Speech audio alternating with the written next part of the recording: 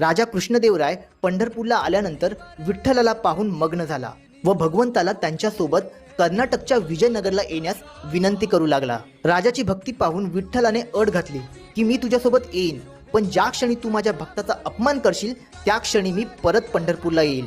इकडे पंढरपुरात पांडुरंगच नाहीये ही गोष्ट कळताच संत एकनाथ महाराजांचे पंजोबा संत भानुदास महाराज पायी चालत कर्नाटकच्या विजयनगरला पोहोचले, पण सैनिकांनी मात्र महालच्या आतमध्ये असलेल्या विठ्ठलाचे दर्शन भानुदास महाराजांना करून दिले नाही। रात्रभर उपाशी पोटी माझा भक्त बाहेर बसला आहे म्हणून पांडुरंगाने स्वतः बाहेर जाऊन त्यांना दर्शन दिले व आपल्या गळ्यातल्या हिऱ्यांचा हार काढून महाराजांच्या गळ्यात घातला। दुसऱ्या दिवशी विठ्ठलाचा हार चोरी केला म्हणून राजाने भानुदास महाराजांना सुळेवर चढवण्याची शिक्षा दिली। त्याच क्षणी भगवंत प्रकट झाले व राजाला म्हणाले, तू चुकलास, तू माझ्या भक्ताचा अपमान केलास, आता मला पंढरपूरला परत जावं लागेल। आणि त्यानंतर भानुदास महाराज विठ्ठलाला आनंदात पंढरपुरात घेऊन परत आले। आणि म्हणूनच आपण म्हणतो